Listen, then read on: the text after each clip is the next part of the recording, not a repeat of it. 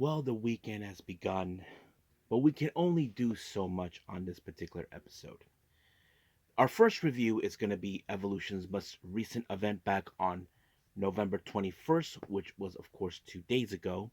This one features, of course, the main event Chi Chi, who's been a very promising wrestler in Evolution, but also the current Sendai Girls Junior World Champion, faces the final boss of Sendai Girls, Meiko Satomura. So that's going to be a very interesting match to review. And as we continue with more with New Japan, we are in day 4 of World Tag League, and we're only going to focus on B block matches only. So that's pretty much what we're going to do.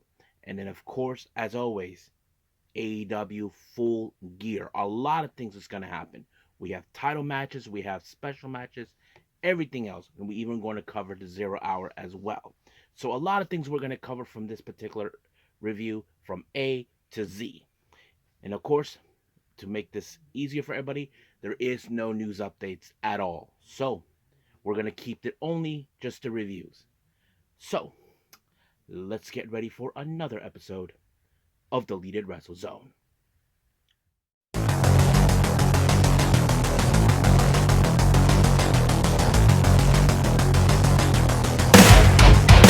Are you ready? Get up, get up! Get up, get up! Get up, get up! Get up, get up! Get up, get up! Get up, get up! Hey everyone, welcome to Deleted Wrestle Zone. All things that it's pro wrestling with AEW, NXT, New Japan Pro Wrestling, TNA, the National Wrestling Alliance, various promotions, wrestlers, matches, and championships. I am your host, J Rod here. So, if you are new to the channel, welcome. This is a channel where we do a lot of pro wrestling reviews from various promotions, not only here in the United States, but also in Japan, Mexico, Canada, Europe, the UK, anywhere in the world. Pro wrestling is not as big, but it continues to grow. We also, of course, do discussion videos, talk about various topics such as the wrestlers themselves, the promotions, factions, storylines, whatever we want to talk about. We also, of course, do more news updates. If certain information was unable to be on this episode, we can either put it on the next episode or on a separate video by itself. But as I said earlier, there is no news updates for today. We also, of course, do real-timing news updates to keep you guys on alert if anything has happened in the world of pro wrestling that needs to be addressed ASAP. We also, of course, got to do Nagisa Yaka Watch and various other cool wrestling content as well. If you like what you see, please subscribe to us, so click on that subscribe button. You'll be getting a lot of daily reviews and other cool wrestling content as well. But if you like this episode, please give us a like on the like button or a nice comment in the description down below. Now, all introductions have set aside, I believe it's time to get the show on the road. So let's begin with Joshi Promotion Evolution.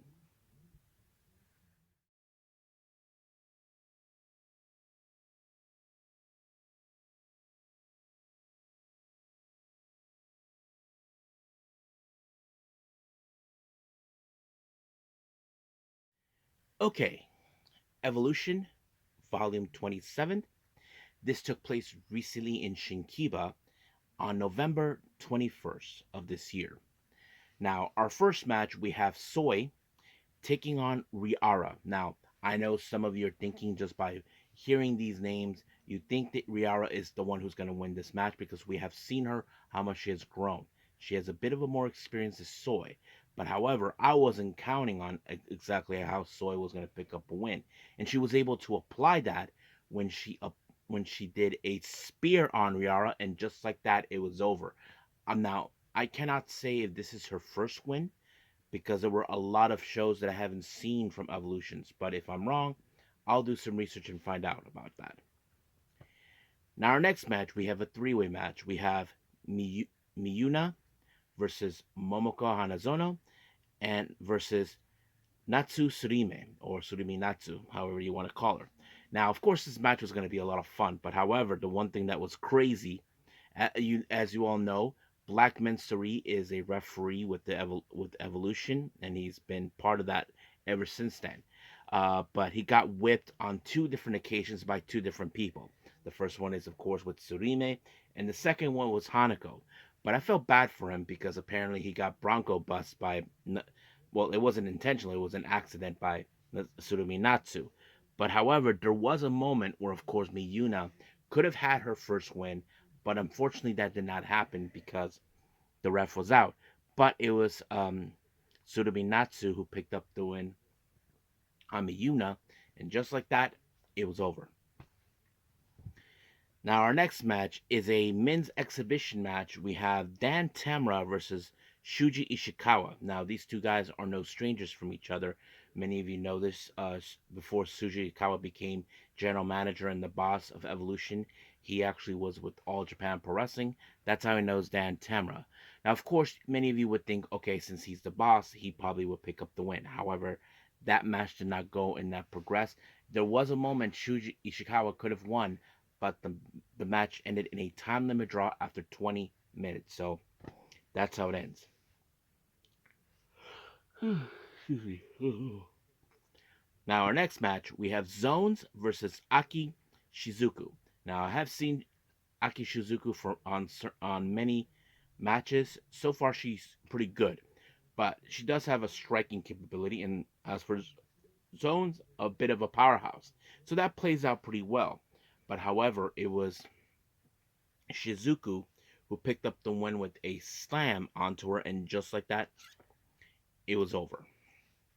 Now, our main event, this was a huge test for Chi Chi. Not because we often say she's a uh, prospect or a prominent wrestler who we give high hopes, due to the fact that she faces the final boss, Meiko Satomura. Now, as you know, Meiko Satomura is on her last final year. She'll be retiring on April of 2025. However, Chi Chi has to face her. Now, of course, this was going to be not an easy task for Chi Chi. Everybody knows Meiko Satomura, what she's capable of, what she can do. That's exactly what she was going to do. But it was Meiko Satomura who picked up the win with the Death Valley driver, and just like that, it was over. Now, they did a very interesting promo.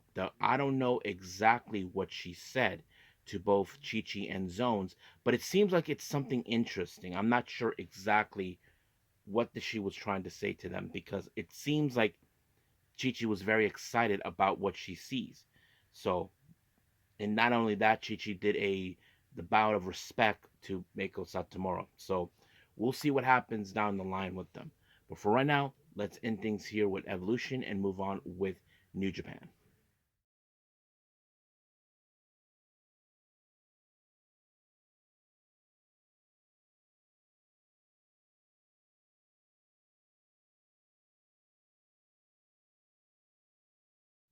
Okay, New Japan Pro Wrestling. We are now in day 4 of World Tag League. So we're only going to focus on B block matches only.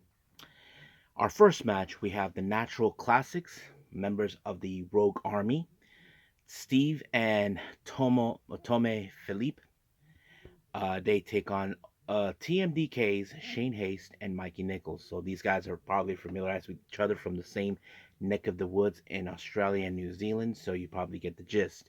However, as you know, Mikey Nichols and the TMDK were unable to have successful on day 1, on day 2 of their match, but of course, um, Stevie and Tome were able to do that on their first try. But however, you wouldn't predict how this was going to end, but it was Shane Haste who picked up the win onto Stevie, and just like that, they get their first 2 points. So right now, um, each gets a win and a loss in this particular match. Our next match, we have just 5 guys: Takamichinoku and Taichi taking on those scumbag idiots, the House of Morons. Yeah, the House of Torture, rendered an evil. Now, you would think things would be normal, but no. F and Dick showed up, tried to get involved to ensure this match was over. Not to mention, he used a garrote onto Taka, and then, of course, the double cross by well, he used the push-up bar Ren Narita with that smirk face. Sometimes I just want to slap him and tell him to shut the fudge up. But of course, he went by using the double cross on Taka, and just like that, it ends. They they're not going to win this tournament because last time they tried, it did not work in their favor. But we'll see. But however, right now they're undefeated, which is the last thing anybody wants. Has to beat them in some way. But we'll see what happens. Our next match, we have Yado taking on Hiroshi Tanahashi.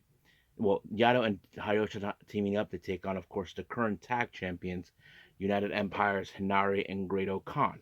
Now, obviously, this match was going to go straight to the United Empire when, of course, Hinari applied the full Nelson on Yado, giving them their first 2 points. But Yado and Tanahashi are still at zero, so it's going to take a while to get back. Our next match, we have Bolton Oleg and Toroyano taking on LIJ's Hiromu Takahashi and Tetsuya Naito.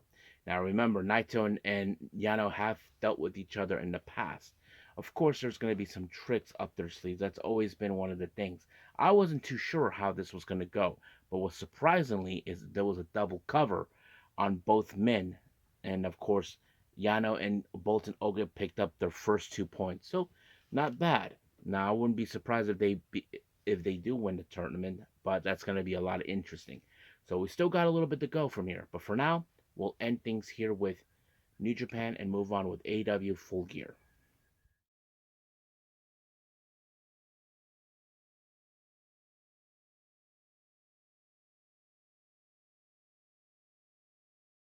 Okay, our final review, Full Gear, AEW. So let's begin with the 0 hour. Our first match is Deonna Purrazzo versus Anna Jay. Now, of course, Deonna Purrazzo was putting Anna Jay to the test due to the fact that they don't think she has learned anything during her excursion for a month back in August during the five-star Grand Prix. But however, of course, when it comes to Deonna Purrazzo, her and her brand new ally, Teo Valkyrie, was going to get in the way. That's exactly what happened. But however, Anna Jay was able to counter the Fujiwara armbar that Deonna Purrazzo has been known to use to defeat her opponents, and that helped her to give up a big win. So, however, we'll see where that leads us with that. I wouldn't be surprised if Deonna Purrazzo decides to get revenge. Now, of course, something is happening in the women's division. They were talking to the current ROH Women's World Television Champion, Red Velvet, along with Billy Starks, the former champion. And then, of course, Layla Hirsch shows up and Athena. So there's a lot of things going on about some tournament. So we'll see. Now, Lexi conducts another interview with QT Marshall. Well, QT Marshall, many of you know this. He's from New Jersey. And then, of course, he disrespects the New Jerseys. So we'll see what happens because I'm sure things may not go his way. Now, our next match, we have a four-way match. We have Dante Martin, Commander, Beast Mortos, and Buddy Matthews. Now, we cannot deny that some of these men are extraordinary for what they can do in the ring. Now, I think many of you may think either Dante or Commander will win.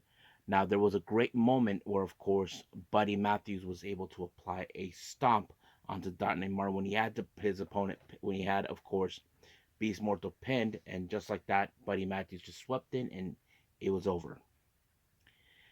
Now, we did before our next match, our main event for the 0 hour, we have Paul White making his present, and he revealed the timekeeper is the Rizzler, so that's going to be fun. Of course, we had QT Marshall versus Big Boom AJ. So a lot of things were taking place in this match. Of course, these guys know each other too well. But unfortunately, QT Marshall was trying to scare off Rizzle, but the Rizzler. But however, thank God for Paul White that took matters in his own hands. But however, that wasn't enough. Effin Aaron Solo, someone that QT has been friends with, decided to interfere. It did not go according to plan, and then of course Big Justice speared QT, and then power boom, just like that, it was over.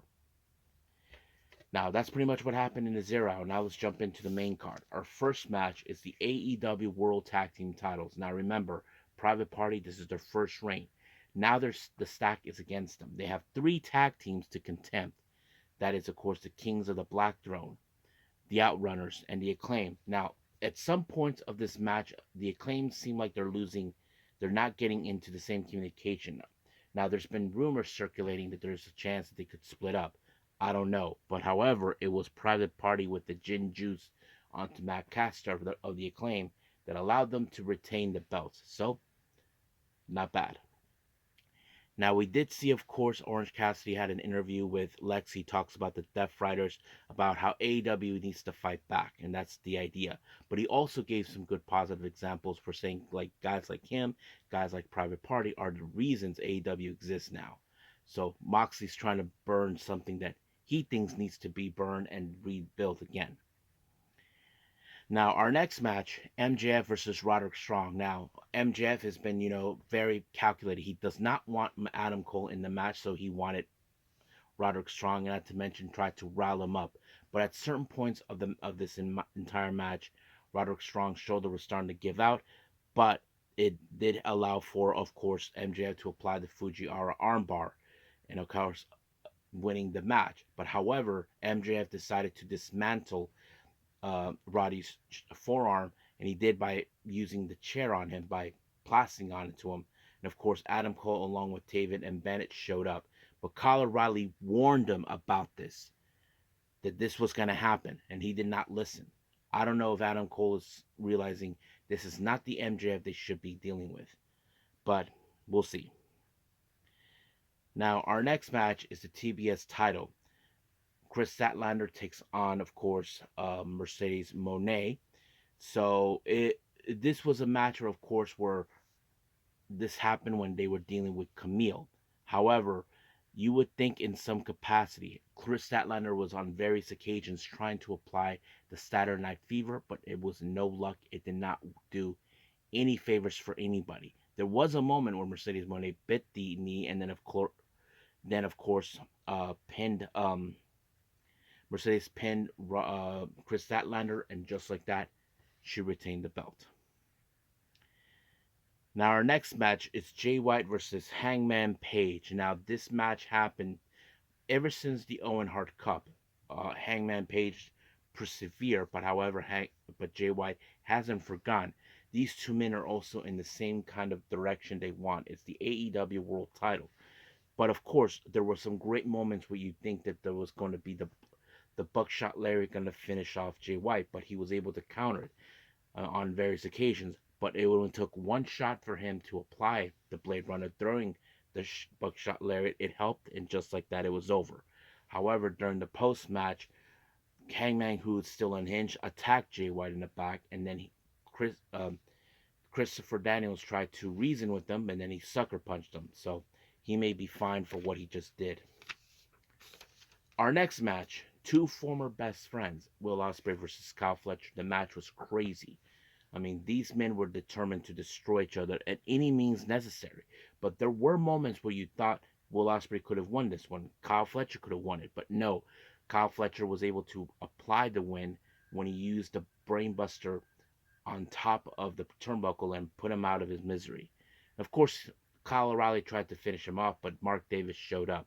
So we'll see where that goes from there. Now, it's been a while ever since Mariah May won the AEW Women's title from Toni Storm. She wanted to celebrate with Mina Shir, and that's exactly what happened. But there were those over time in social media that were realizing sooner or later Mariah May was going to turn on Mina, and that's exactly what happened. Apparently, she attacked her, and then, of course, Mina retaliated by spearing her through a table, and Nigel McGuinness being a wuss, like saying, someone needs to help her. Ah, shut up, Nigel. So basically, Mina got her a little payback. And then I think she was missing a tooth. I'm not sure, but she bit her on the forehead. But I think this is where we're gonna see. I don't know. There are those that might ask, could we see the Bloody Angel again? Well, I'm sure that's the last thing that Mariah May needs to see. But I don't know what people would think of Mina Shirakawa winning the AEW Women's Championship.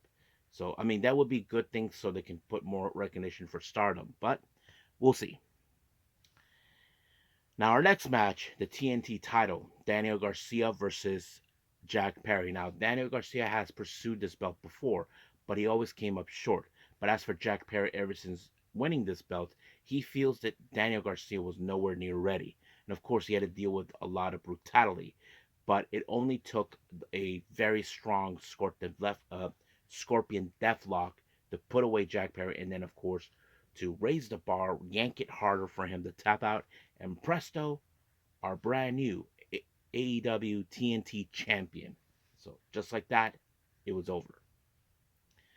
Our next match, we have the AEW International Championship. Konosuke Takeshita, the Alpha, takes on Ricochet. Now, this is, of course, a title that Ricochet has been aiming for ever since he first arrived in AEW. The last time he tried to challenge for this belt was with Ospreay, but Takeshita wanted it for himself. But of course, Takeshita was able to apply an avalanche Falcon arrow that sealed the deal for him to retain the belt.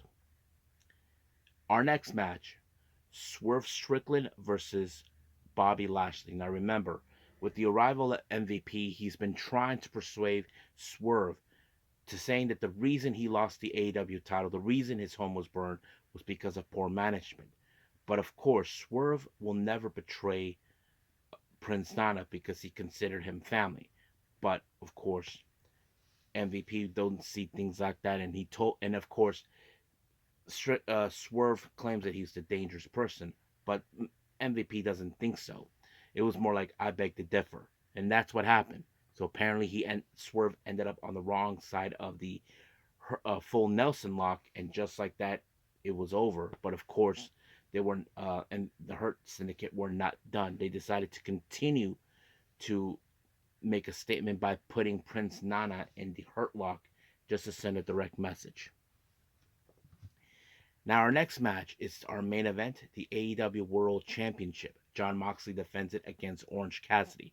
Now, Orange Cassidy is trying to be the guy who can bring back AEW from this twisted mind of Jon Moxley thinking that it needs to be burned so it can be rebuilt. Of course, there was going to be some complications. Um, what's her name? Marina was going to get involved, and then, of course, the Death Riders. But luckily, the conglomeration showed up to deal with them. But as for Marina, who was a problem, Willow Nightingale, who we haven't seen for quite some time, many of you who don't know this, during her doing a tour in CML, she was out of action due to a concussion, and thank God she showed up. But however, Wheeler Yuta took him out by applying a Busaiku knee, and then, of course, the Death Rider happened right there. Then, of course, Jon Moxley wanted to, of course, to finish off Orange Cassidy. But however, Hangman Page showed up, and then, of course, I, then Hangman Page showed up out of nowhere. As you know, he has one thing on his mind: is the AEW World Championship. But Christian Cage showed up because he has the contract. But Jay White showed up to stop it. And then the Death Riders attacked Jay White out of the blue. But however, we know Christian Cage is going to have a hard time trying to get the title. But as soon as the Death Riders were attempting to flee, well, their truck got destroyed by Darby Allin. So there are those who are now speaking that maybe Darby Allin could be the one to dethrone him. Now, Jon Moxley made it clear that Darby Allin is nowhere near ready. Well, we'll see what happens. I mean, Jack Perry said the same thing to, of course, Daniel Garcia. I mean, if I was a betting man, this could happen either before the end of the year or the new year. That's something we have to wait and see. So I think that's pretty much it what we have. So I think we will not be doing no news updates. So let's call it a day. Well, I hope everybody enjoys this episode. Coming up, I am behind a bit on two shows with Stardom, a lot with Choco Pro. I may catch up on that in one day. Also with Noah and a few other events. So we'll see how this goes. So I may have to stretch thin throughout the remaining of this month and see what happens. And I think I'm behind also on All Japan as well. So we may have to see how that one rolls out too. So we'll see as we progress. But for now, we do know that New Japan does have another event. We'll go from there. But until then, I will see you guys in the next DWC time, same DWZ channel. I must bid all of you adieu. So, goodbye. Mwah, and have a nice day.